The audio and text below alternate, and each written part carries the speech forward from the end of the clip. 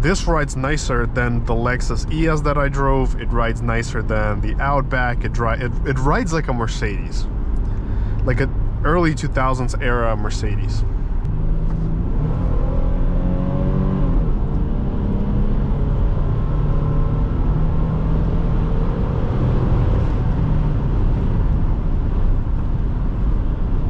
Three, two, one, let's go.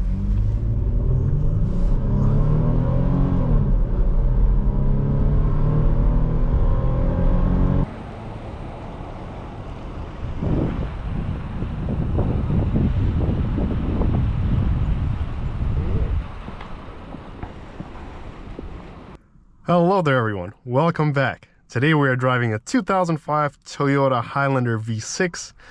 I want to say a huge thank you to Abdul over at Patriot Auto Group of Stafford in Stafford, Virginia for providing me this car.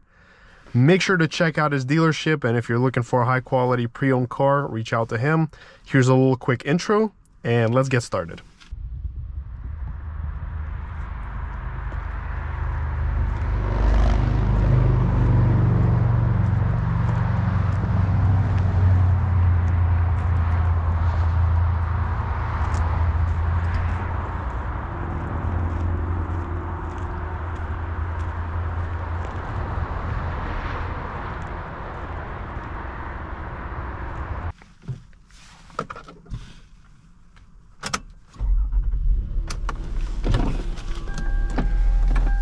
As you can see, this is a super duper nice example with fairly low mileage, 131,000. But look at the condition of this Toyota, flawless. But let's go take a look outside.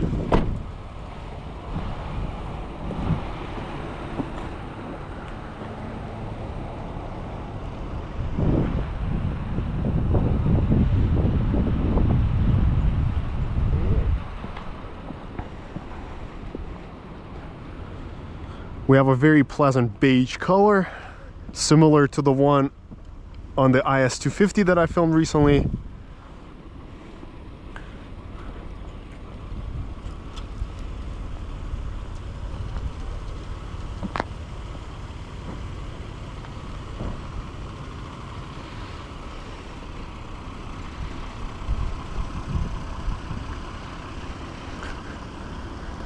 Let's go take a look in the back.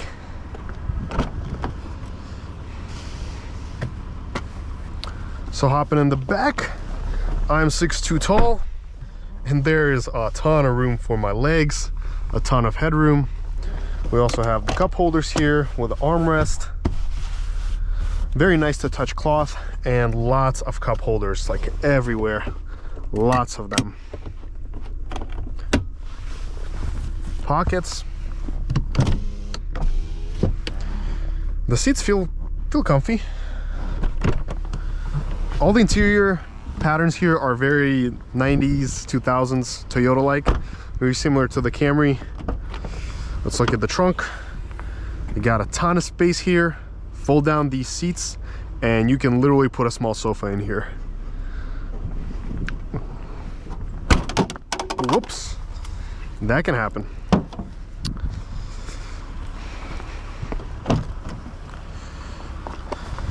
All right. Let's open the hood, but one thing I'll actually do before we head out is I'll actually just put the tag right here. I feel like it sticks better here.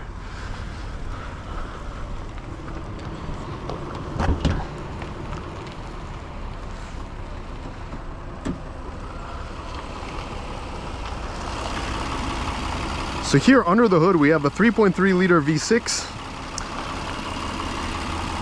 Everything here looks very nice and clean. We got our factory stickers.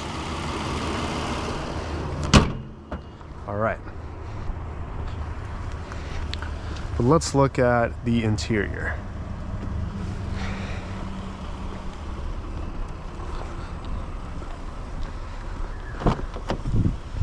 Here we have the manual seat adjustments, and up front they are actually fully automatic. But as you can see here, we have the Toyota manual and all the factory stuff. that came with the car. We got some more additional storage here, some more storage space, and some more storage space. So lots and lots of storage space, and an outlet right down there.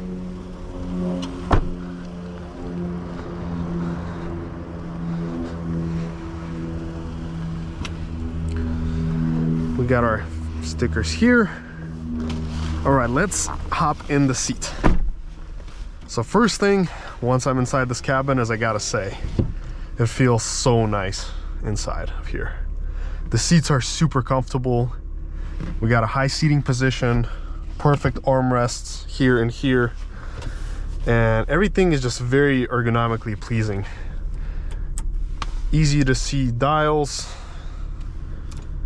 crystal clear speedometer, again, RPMs, speed, and other gauges. No extra nonsense. One outlet here, one outlet there, a sunroof, the light works. We also have home link, and we also have the glasses holder and an extendable shade. But let's do a quick wiper test and then horn test and head out on our drive.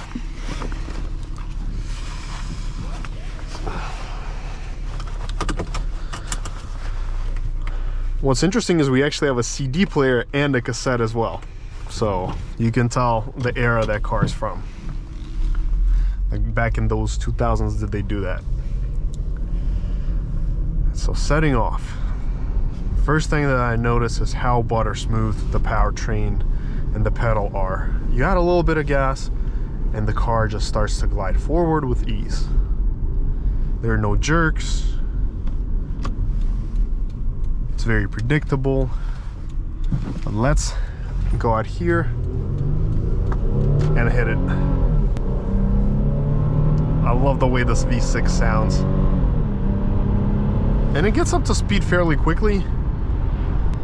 It's not a sports car, but it gets up to speed without any effort.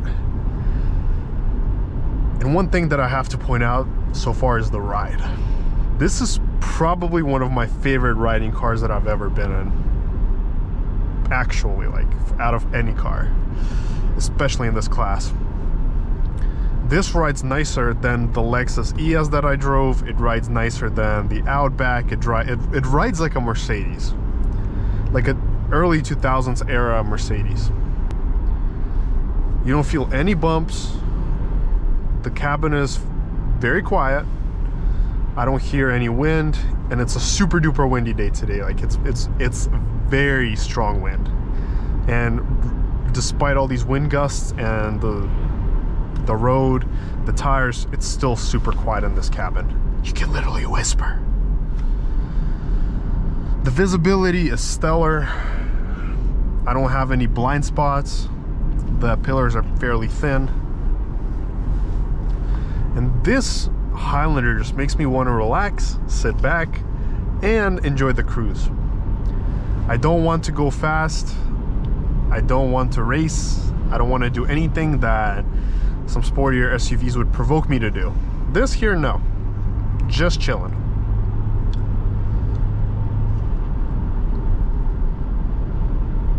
The AC works, blows ice cold. And the alignment here is perfect too, so I can just let go of the steering wheel and the car goes perfectly straight. And notice how in Toyotas, especially from these years, how the materials keep up. They may not be the softest materials, they are harder to the touch, but do they keep up their shape well? And look at the steering wheel. Looks like it's brand new from the showroom.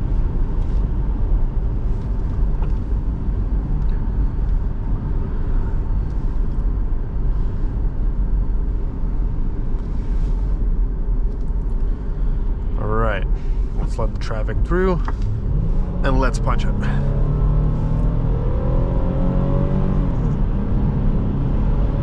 Spins out all the way to almost 6,000. And let's try the first turn. What's more impressive is how stable and secure it actually feels at this speed. You can feel some body roll, but it's still very good for this kind of SUV. Now once you're going past 55, 60, you will notice some more tilt, but going at normal speeds and at a quick pace, it feels very good, to me at least.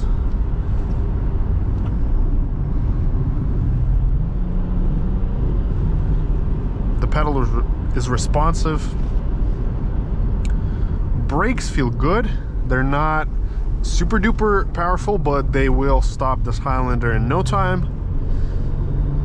But don't press them too hard too often, because that way they will heat up and it's not going to be as good.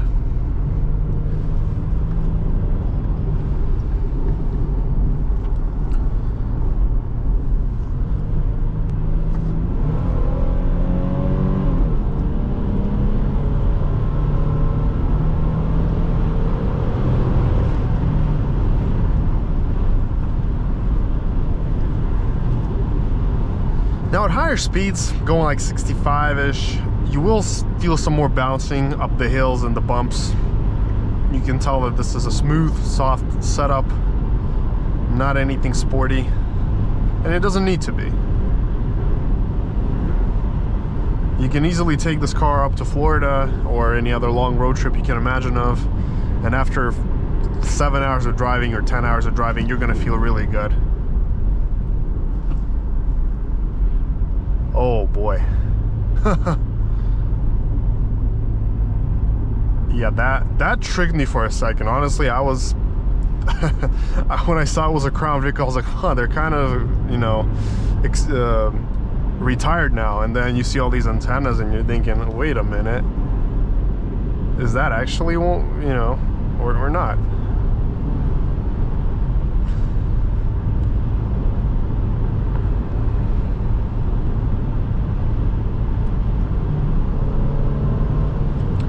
Yeah, very good power. Impressive. But let's turn around, do our first 0 to 60 test, and continue with our drive. 3, 2, 1, and let's go.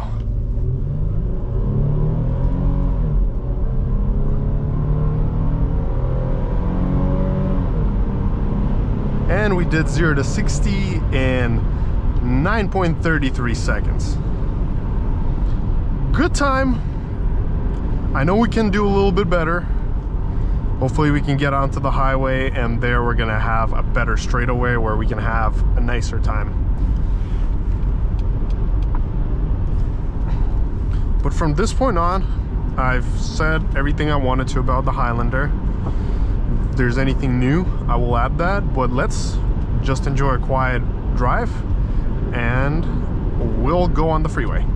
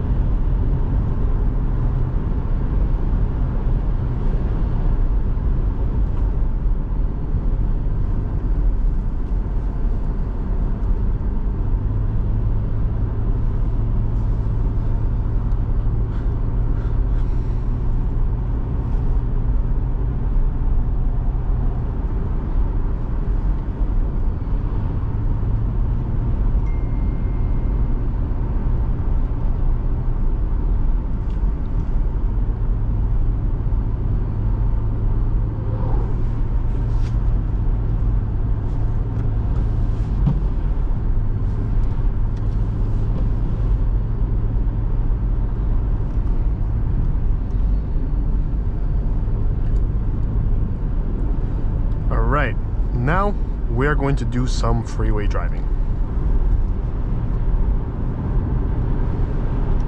All right, so we are out on the freeway.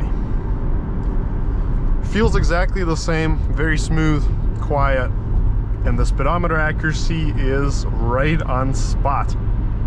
At 55, it's showing 55, so it's as accurate as you can get.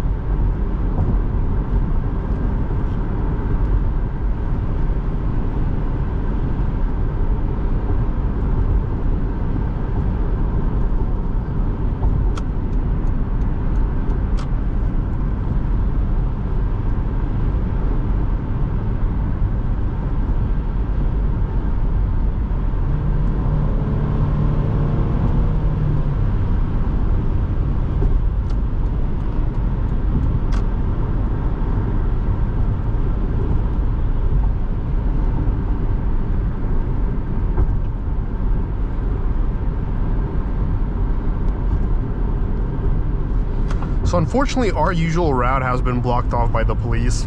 Don't know why, no idea.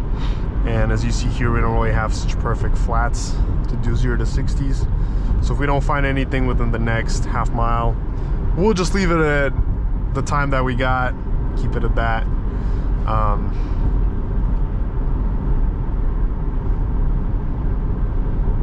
Yeah, we are most likely not going to be able to find anything. But that's okay, we can try to turn around and do it there, but who knows, with this traffic it may be hard to do.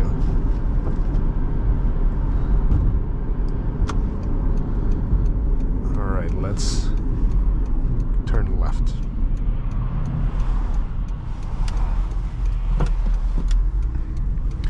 Let's see how she feels through the gravel.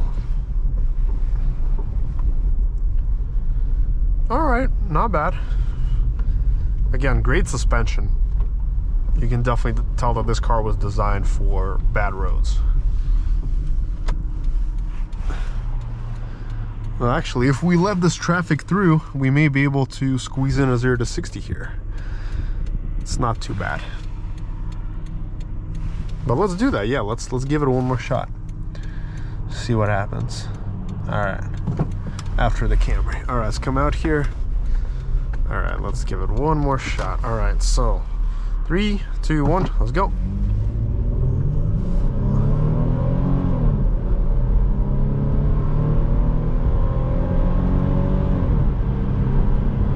.74, positive slope actually, but not bad. So it's in the low mid 9s. Well, that wraps up our test drive for today. I think the Highlander is a very, very nice ride with good passing power, comfy ride. I like that. It's enjoyable. It's enjoyable to sail, to cruise, and relax. But make sure to let me know what you think of the test drive. Smash that like and subscribe button. And until next time.